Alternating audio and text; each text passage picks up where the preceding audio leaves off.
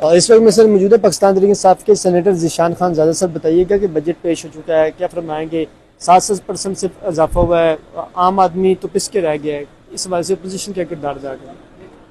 دیکھیں ہم نے کل جب انہوں نے سینٹ میں پیش کیا تو ہمارا تو احتجاج ہی تھا, اور احتجاج اس وجہ سے کہ یہ بجٹ ساتھ ساتھ جب ہم دیکھ رہے تھے نیشنل اسمبلی میں کہ کوئی ریلیف نہیں, خاص طور پہ جو ہمارے ظاہری بات ہے جو غریب طبقہ ہے ان کے لیے تو کچھ بھی نہیں ہے. اور پھر ہم نے جو نعرہ لگایا تو ہم نے نعرہ یہی لگایا کہ یہ بجٹ جو ہے تو یہ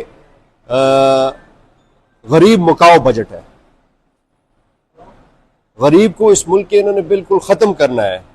اور کتنی بھی سروے آ جائیں جس میں وہ آپ کو کہیں کہ جی آپ کا پاورٹی لائن اتنا زیادہ ہو گیا ہے, آپ کے ملک میں اتنی غربت بڑھ گئی ہے, ان کو کوئی فرق نہیں پڑتا اور یہ اپنی ہی بات کرتے ہیں.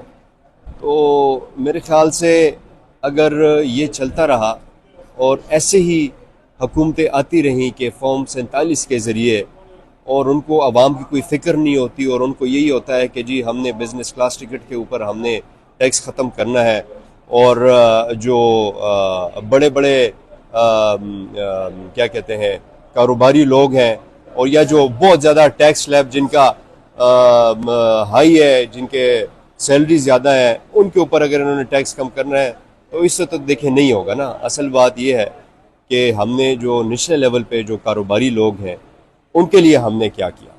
سر صرف 67% اضافہ کیا, اس سے تو کوئی فرق نہیں پڑے گا اپنی چیزوں میں شاہ خرچوں میں روزانہ کی بنیاد پہ اضافہ, اور عام آدمی اور غریب ملازمین کی صرف 67%, مطلب یہ مذاق نہیں ہے غریبوں کے ساتھ؟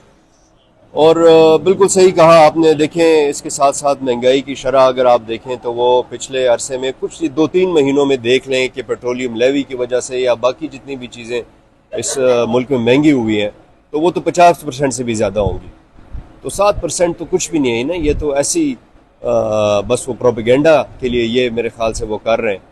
تو بہت مایوس کن بجٹ ہے, اور بہت افسوس ہوتا ہے کہ یہ نہ تو کسی سے مشورہ نہ اپوزیشن کی سنتے ہیں. خیر اپوزیشن کو تو انہوں نے بالکل ختم کر دیا ہے, کچل دیا ہے, اور انہوں نے تو کوشش یہ کی ہے کہ پارلیمانی سیاست میں جو ہے تو خصوصی طور پہ پی ٹی آئی کو تو انہوں نے بہت زیادہ دھچکا پہنچایا ہے. ہمارے لیڈر آف اپوزیشن دونوں ہاؤسز میں جو ہے تو انہوں نے جو ہے تو ان کو